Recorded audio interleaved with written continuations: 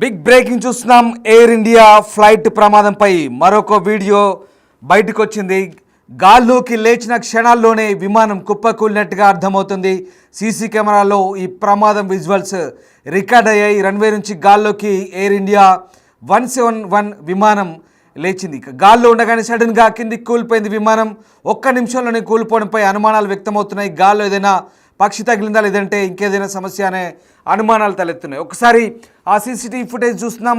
అప్పుడే flight takeoff అయింది. Takeoff అయిన కొద్దిసేపటికి ఆ 2-3 నిమిషాల్లోనే బహుశా 5 నిమిషాల లోపు ఇదంతా జరిగింది. ఒకసారి చూడండి.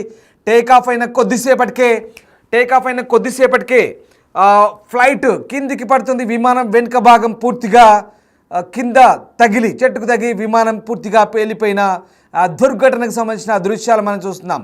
గాల్లోకి లేచిన కొద్ది క్షణాల్లోనే పూర్తిగా విమానం టేకాఫ్ అయిన కొద్ది క్షణాల్లోనే ఆ విమానం కూలిపోయిన దృశ్యాలు మనకు కనబడుతున్నాయి. ఒకసారి పైన టాప్స్ తీసేయండి, పూర్తి ఫుల్ ఫ్రేమ్ వేసే ప్రయత్నించండి. ఒకసారి కంప్లీట్గా విమానం సీసీటీవీ ఫుటేజ్ చూస్తున్నాం మనము.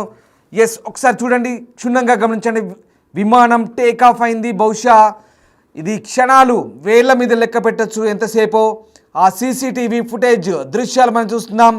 AI 171 ఎయిర్ ఇండియా 171 ఫ్లైట్ సంబంధించిన దృశ్యాలు చూస్తున్నాం. టేకాఫ్ అయిన కొన్ని నిమిషాలని, బహుశా 1 లేదా 2 నిమిషాలు పట్టింటుంది. ఎస్, ఒకసారి చూడండి. కింద వెనక భాగము చెట్లకు టచ్ అయింది. అక్కడే ఆ కంటోన్మెంట్ ఏరియాలో ఉన్నటువంటి డాక్టర్స్ హాస్టల్స్కి అక్కడ పూర్తిగా భవనాల పైన పడిపోయిన పరిస్థితి కనబడుతుంది. ఇది లేటెస్ట్ సీసీటీవీ ఫుటేజ్ విజువల్స్ మనం చూస్తున్నాం. ఎయిర్ ఇండియా 171 ఫ్లైట్ సంబంధించిన దృశ్యాలు చూస్తున్నాం. అది ఎగరగానే సరిగ్గా చూడండి, ఫ్లైట్ టేకాఫ్ అవుతుంది, ఎగురుతుంది. ఎగరగానే ఆ మధ్యలో సరిగ్గా ఇక్కడే ఎగరగానే ఈ మధ్యలోనే ఏం జరిగింది? పక్షి ఢీకొట్టిందా లేదా ఏదైనా సాంకేతిక లోపమా? ఏం జరిగింది? సరిగ్గా ఇక్కడే ఈ సమయంలోనే మళ్ళీ డౌన్ అవుతుంది. చూడండి, సరిగ్గా డౌన్ అవుతుంది. డౌన్ అవుతుంది. అలా డౌన్ అవుతూ వెనక భాగము సరిగ్గా అక్కడ ఉన్నటువంటి చెట్లకు ఢీకొట్టి భారీ భవంతుల మీద, రెసిడెన్షియల్ కాంప్లెక్స్ మీద పడిపోయిన పరిస్థితి. సరిగ్గా సముద్ర మట్టానికి 635 అడుగుల ఎత్తులో ఇది ఉంది. దాదాపుగా సరిగ్గా 20,000 లేదా 25,000 అడుగుల ఎత్తులో ఉంటే కనుక, 25,000 ఫీట్లో ఉంటే కనుక ఏదైనా ప్రమాదం నుంచి తప్పించేందుకు వీలుండేది. సరిగ్గా అప్పటికే మేడే కాల్, మేడే అంటూ 3 సార్లు పైలట్ మొత్తుకున్నాడు.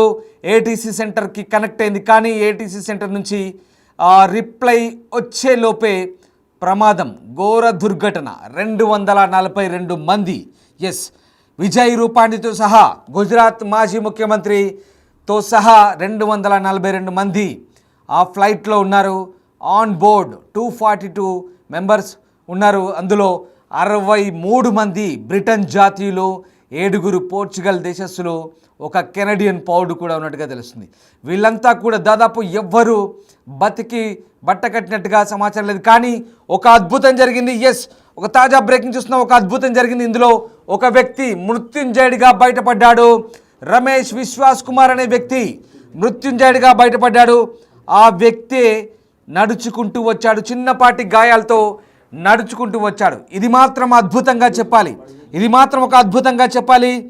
ఆ ప్రమాదం జరిగిన తర్వాత ఎయిర్ ఇండియా విమాన ప్రమాదంలో ఇతడు మృత్యుంజయుడిగా బయటపడ్డాడు.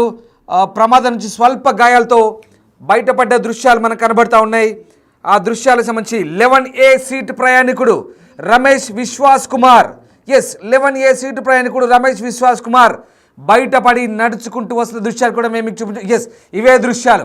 ఇదిగో ఇతడే రమేష్ విశ్వాస్ కుమార్.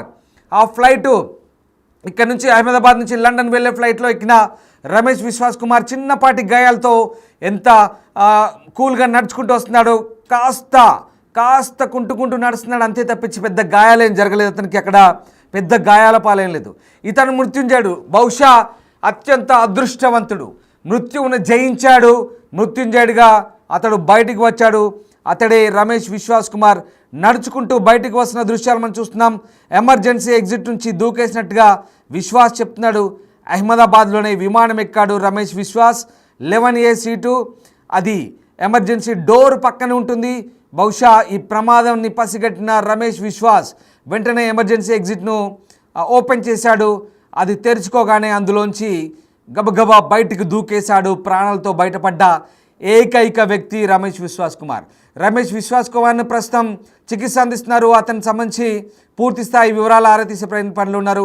ఒక్కసారి రమేష్ విశ్వాస్ కుమార్ సంబంధించిన ఆన్ బోర్డ్ పాస్ చూద్దాం. 11A ticket number 11A. Yes, ఆ టికెట్ కూడా చూడండి. రమేష్ విశ్వాస్ కుమార్కి సంబంధించినటువంటి టికెట్ అది. 11A నంబర్ సీట్లో కూర్చున్నాడు. విమానం కూలిపోయిన ఘటనలో ఇతనొక్కడే మృత్యుంజయుడిగా బయటపడ్డాడు. ఆ పక్క విజువల్లో చూస్తున్నాం మనం. ఫ్లైటు ఒక్కసారిగా గాల్లోకి ఎగరడం ప్రారంభించగానే ఎస్ ఎగురుతోంది. ఎగిరిన కొద్ది క్షణాల్లోనే పైకి నెమ్మదిగా వేగం పుంజుకుంటూ పైకి లేస్తుంది. కానీ సరిగ్గా 635 అడుగుల ఫీట్లోకి లేవగానే ఎస్ ఇక్కడ చూడండి రైట్ నెమ్మదిగా అలా అంతే వేగంతో కిందికి కదులుతోంది. అంతే వేగంతో కిందికి ఆ ఫ్లైట్ అక్కడి నుంచి అలా కిందికి వెళ్తూ ఫ్లైట్ వెనక భాగం అక్కడ చెట్టును ఢీకొని తర్వాత కంటోన్మెంట్ ప్రాంతంలో ఉండి జూనియర్ డాక్టర్స్ హాస్టల్స్ మెస్ అవుతుంది. అప్పుడే సరిగ్గా అది మధ్యాహ్న సమయం. ఆ సమయంలోనే జూనియర్ డాక్టర్లు భోజనానికి వచ్చారు.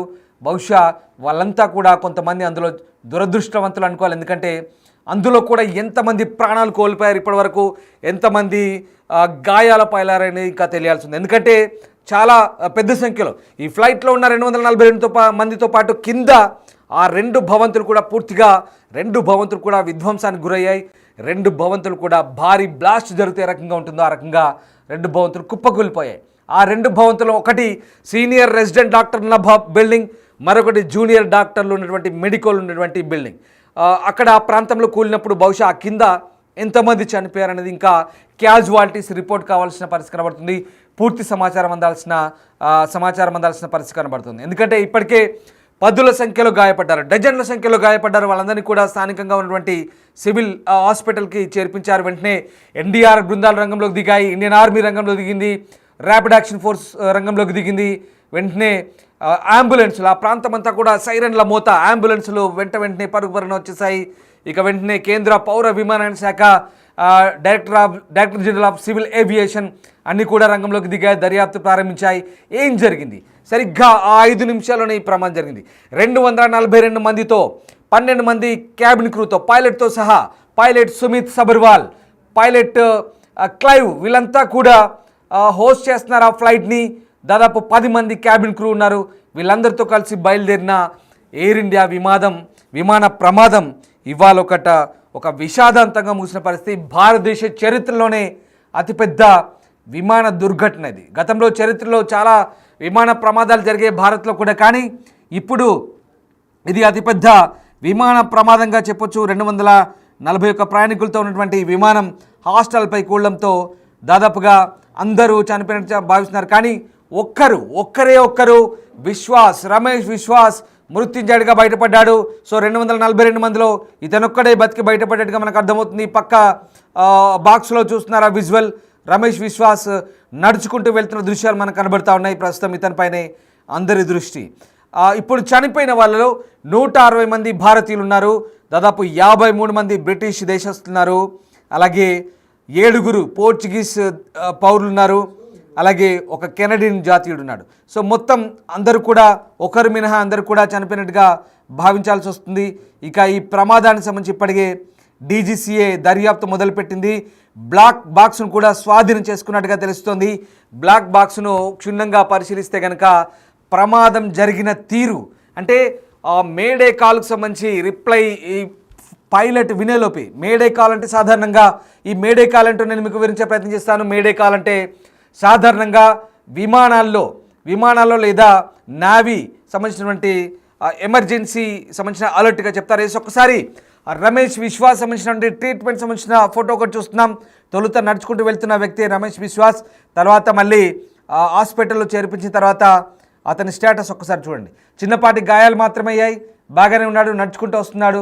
కాస్త కుంటూ నెమ్మదిగా నడుచుకుంటూ వెళ్తున్న పరిస్థితి, అంటే కొంత కాలు అక్కడ బెనికినట్టుగా కనిపిస్తోంది. తర్వాత బాగానే నడుచుకుంటూ వచ్చాడు. ఒకటి మాత్రం నిజంగా అద్భుతం, ఇది అంత పెద్ద ప్రమాదంలో ఆ మాత్రం కాలు బెనికి చిన్నపాటి గాయాలవడం కూడా అలా బయటపడడం కూడా నిజంగా అది ఒక రకంగా అది ఇవాళ లక్కీయెస్ట్ పర్సన్ ఎవరైనా ఉన్నారు భారతదేశంలో అంటే బహుశా రమేష్ విశ్వాస్ కుమార్ అని చెప్పాలి. మృత్యువు నుంచి బయటపడ్డాడు ఆ వ్యక్తి. సరిగ్గా ఎగురుతున్న విమానం ఉందే, అదే విమానంలో రమేష్ విశ్వాస్ కూడా ఉన్నాడు. కానీ 242 మందిలో ఆ కూలిపోయిన విమానంలో బహుశా ఇతను ఒక్కడే బతికి బయటపడ్డాడు. ఇక మిగతా అందరూ కూడా చనిపోయినట్టుగా దాదాపుగా నిర్ధారిస్తున్నారు. ఎస్, మీకు ఒక్కసారి మేడే కాల్ గురించి చెప్పే ప్రయత్నం చేస్తాను. ప్రమాదం చోటు చేసుకుని ఏదైనా విపత్తు సంభవించే సమయంలో విమానాల్లో కానీ నౌకా షిప్పుల్లో కానీ మేడే కాల్ అని ఇది విదేశీ పదంగా చెప్తారు, లాటిన్ పదంగా చెప్తారు. ఈ పదాన్ని వినియోగించడం ద్వారా అంటే విపత్తులు సంభవించినప్పుడు ఆ కాల్ను వినియోగిస్తారు. మేడే కాల్ అనేది వినియోగిస్తారు. విపత్తులు సంభవించినప్పుడు విమానాలు అయితే ఏటీసీ సెంటర్ కానీ, నావికా దళం అయితే నేవీ అయితే వాళ్ళకి సంబంధించినటువంటి నావిగేషన్ కంట్రోల్ కమాండ్ కంట్రోల్ కానీ పంపే అవకాశం ఉంది.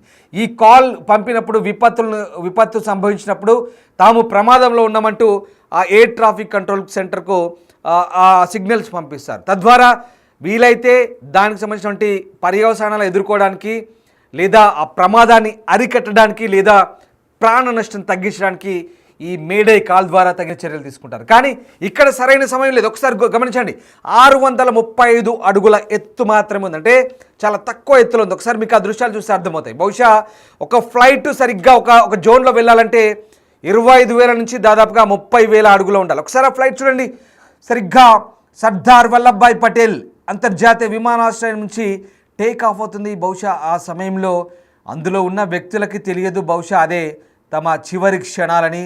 నిజంగా వాళ్ళంతా కూడా ప్రాణాలు కోల్పోయారు. ఒక బ్రిటిష్ జాతీయుడు కూడా ఆ లాంజ్లో, ఎయిర్పోర్ట్ లాంజ్లో తీసిన వీడియో కూడా ఇప్పుడు ఇన్స్టాగ్రామ్లో వైరల్గా మారుతుంది. ఎస్, సరిగ్గా ఈ మధ్యలోనే ఏదో జరిగింది.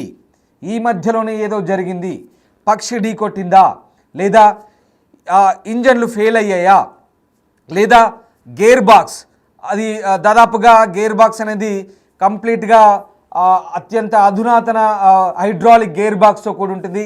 గేర్ బాక్స్లో ఏదైనా లోపమా, కాక్పిట్లో ఏదైనా లోపమా, ఇవన్నీ కూడా బ్లాక్ బాక్స్ దర్యాప్తులో ఇప్పుడు వెల్లడే అవకాశం కనిపిస్తుంది. ఎస్, ఒకసారి నేను మీకు ప్రమాద ఘటనకు సంబంధించిన వివరాలు చెప్పే ముందు కొన్ని ఆసక్తికర పరిణామాలు చోటు చేసుకున్నాయి. బహుశా ఈ హైడ్రాలిక్ గేర్ బాక్స్లో లోపమా, ఇంజన్లో లోపమా, కాక్పిట్లో లోపమా, ఇవన్నీ కూడా ఇప్పుడు దర్యాప్తులో తేలే అవకాశం అయితే కనిపిస్తుంది. బట్ ఒక బ్రిటన్ జాతీయుడు ఇంటికి వెళ్ళే ముందు అతను సరదాగా ఒక వీడియో తీశాడు. Back to home, we are very happy, మేము చాలా హ్యాపీగా ఉన్నాం, ఇంటికి వెళ్తున్నాం, లండన్కి వెళ్తున్నాం, గుడ్ బై ఇండియా అంటూ అతను ఒక వీడియో తీశాడు బ్రిటన్ జాతీయుడు. ఆ వీడియో ఇప్పుడు వైరల్గా మారుతున్న పరిస్థితి కనబడుతోంది. ఇక వెంటనే ఈ బోయింగ్కి సంబంధించి ఇప్పటికే అటు ప్రపంచ దేశాలు కూడా స్పందించాయి. బోయింగ్ విమాన ప్రమాదానికి సంబంధించి ఇప్పటికే బ్రిటన్ ప్రధాని కీర్ స్టార్మర్ కూడా సంతాపాన్ని వ్యక్తం చేశాడు. తన బాధాతప్త హృదయంతో ఉన్నట్టుగా చెప్తున్నారు. మరోవైపు రష్యా అంబాసిడర్ కూడా స్పందించారు. ఇది ఈ ఘోర దుర్ఘటన కలిసివేసిందని చెప్తున్నారు. మరోవైపు బోయింగ్ కంపెనీకి చెందిన ప్రతినిధులు అలాగే ఈ ప్రమాదాన్ని విశ్లేషించేందుకు అమెరికా నుంచి ఇప్పటికే నిపుణులు భారత్కు బయలుదేరినట్టుగా కూడా తెలుస్తుంది. ప్రమాదాన్ని విశ్లేషించేందుకు ముఖ్యంగా బ్లాక్ బాక్స్ లభ్యమైంది. బ్లాక్ బాక్స్ను స్వాధీనం చేసుకున్న తర్వాత బ్లాక్ బాక్స్లో నిక్షిప్తమైనటువంటి సమాచారం అంతా కూడా సేకరించే పనిలో ప్రస్తుతం అధికారులు ఉన్నారు. ఈ ప్రమాదం ఎలా జరిగింది, ఎందుకు జరిగింది, అసలు పైలట్కు ప్రమాదం జరిగిన సమయంలో ఎందుకు సమయం దొరకలేదో ఈ మొత్తం విశ్లేషణ చేసే ప్రయత్నంలో ఉన్నారు. ఎస్, మా ప్రతినిధి శివ ఢిల్లీ నుంచి జాయిన్ అవుతున్నారు. శివ, అసలు ప్రమాదానికి సంబంధించి ప్రాథమికంగా DGCA director general of civil aviation ఏమని నిర్ధారించింది, అలాగే ఎయిర్పోర్ట్ అథారిటీస్ ఏం చెప్తున్నాయి, పౌర విమానయాన శాఖ ఇప్పటి వరకు ఎలాంటి అధికారిక ప్రకటన చేసింది? ప్రధానంగా చూసుకుంటే ఏదైతే ఈ రోజు మధ్యాహ్నం అహ్మదాబాద్ నుంచి లండన్ బయలుదేరిన ఎయిర్ ఇండియా బోయింగ్ విమానం విత్ ఇన్ 30 seconds లోనే, అంటే మొత్తం రన్వే విడిచి వెళ్ళిన తర్వాత వెంటనే టేక్ ఆఫ్ అయిన విత్ ఇన్ 30 seconds లోనే అక్కడ సమీపంలో ఉన్న డాక్టర్స్ ఉంటున్న ఒక హాస్టల్ ఏదైతే ఉందో దాని మీద కుప్పకూలడంతో ఆ బిల్డింగ్ కూడా దెబ్బతింది. దాంట్లో ఉన్న డైనింగ్ హాల్లోకి వచ్చినప్పుడే భోజనం చేస్తున్న డాక్టర్స్ కూడా దాదాపు 20 మందికి పైగా మృతి చెందారు. అయితే దీంట్లో ప్రధానంగా చూసుకుంటే 242 మంది ప్రయాణిస్తున్నారు. ఎక్కువగా యూకేకి సంబంధించిన వారు 53 మంది ఉన్నారు. ఇటు భారత్ కు సంబంధించి 150 మందికి పైగా ప్రయాణికులు ఉన్నారు.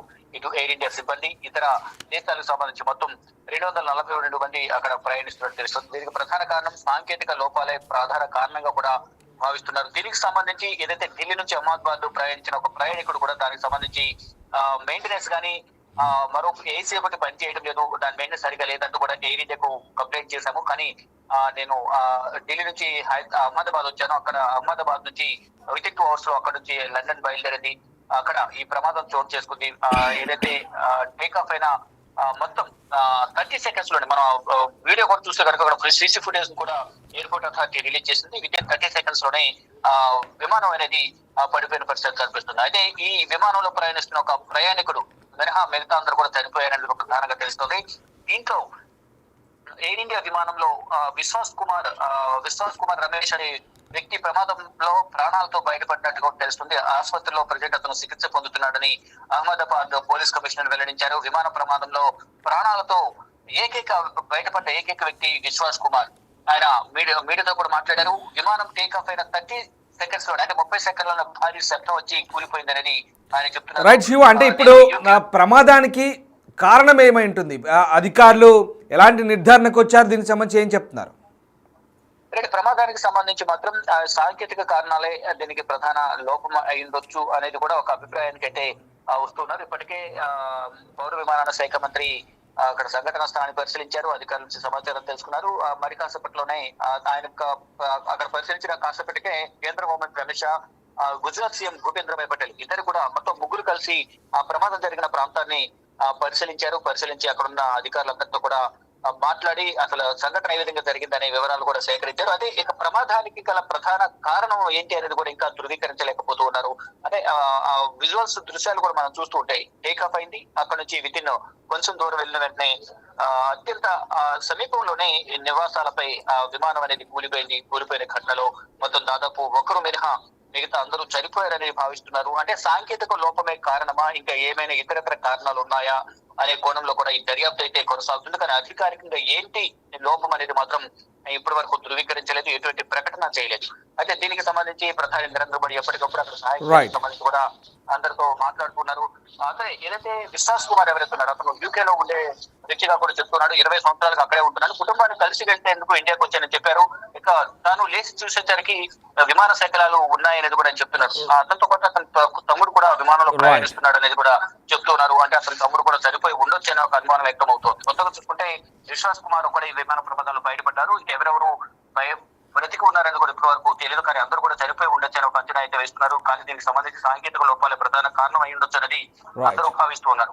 Right Shiva, thanks for the update. So మొత్తం మీద విమాన ప్రమాద ఘటనకు సంబంధించి అప్డేట్స్ అయితే అంతున్నాయి. అయితే ఈ ప్రమాదానికి గల కారణాలు ఏంటి అనే అంశాలపై ప్రస్తుతం పూర్తి స్థాయిలో డీజీసీ అధికారులు అయితే ఆరా తీస్తున్న పరిస్థితి కనబడుతుంది. సరిగ్గా అంటే విమాన ప్రమాదానికి చాలా కారణాలు వెతుకుతున్నారు. విమాన యానానికి సంబంధించిన ఎక్స్పర్ట్స్ కూడా కొన్ని కారణాలు చెప్తున్నారు. ముఖ్యంగా విమానయాన ఎక్స్పర్ట్ చెప్తున్న ప్రకారం ఆ విమాన ప్రమాదానికి సంబంధించి కొన్ని ల్యాండింగ్ సమస్యలు కూడా, అంటే ముఖ్యంగా ఆ చక్రము ఏదైతే ఇరుక్కుపోయింది, భవనాల మధ్యలో ఇరుక్కుపోయినప్పుడు ఆ బ్యాలెన్సింగ్ అవ్వలేనట్టుగా చెప్తున్నారు. దాంతోపాటు కొన్ని ప్రధాన సమస్యల గురించి తెలుసుకుంటే కనుక ముఖ్యంగా ఏదైతే విమానం బయలుదేరినప్పుడు ఇంజన్లో కొన్ని చిన్న చిన్న లోపాలు కూడా ఉన్నట్టుగా గుర్తిస్తున్నారు. విమాన ప్రమాదానికి సంబంధించి ఇంకా పూర్తి స్థాయి విశ్లేషణ చేస్తున్నారు. బహుశా బ్లాక్ బాక్స్ కనుక విప్పితే పూర్తి వివరాలు అయితే అందుబాటులోకి వచ్చే అవకాశం ఉంది. ఒక్క నిమిషం, ఒక విషయం మాత్రం చాలా ఖచ్చితంగా చెప్తున్నారు.